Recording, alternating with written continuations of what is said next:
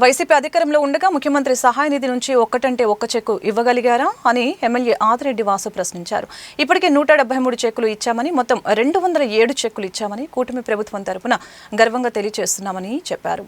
స్థానిక టీనగర్ త్యాగరాజ నారాయణ దాస సేవా సమితిలో సోమవారం ఆయన 34 మందికి సుమారు 17 లక్షల రూపాయల సీఎంఆర్ఎఫ్ చెక్కులను కూటమి నాయకులతో కలిసి పంపిణీ చేశారు.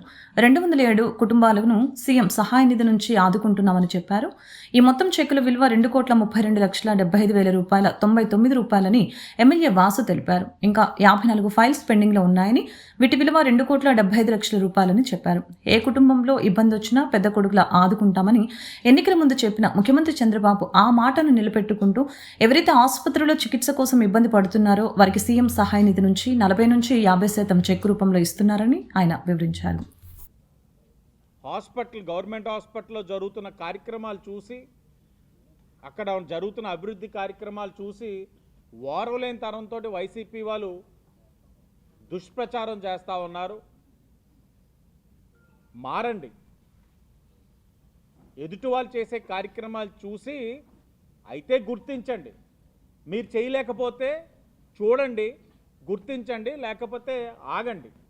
అంతేగాని ఇలా దుష్ప్రచారం చేసి కానీ ఎక్కడైనా సోషల్ మీడియాలో ప్రభుత్వాన్ని కించపరిచే విధంగా కానీ జరిగితే మాత్రం చర్యలు తప్పవు.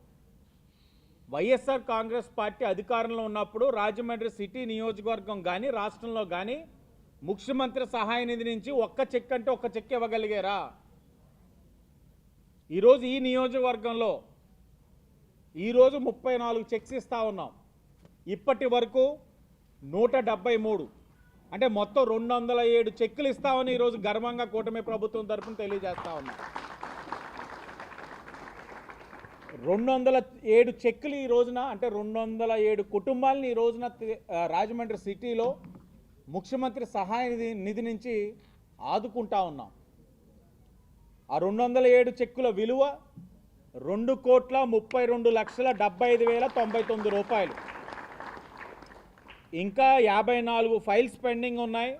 ఆ 54 ఫైల్స్ విలువ 2,75,00,000.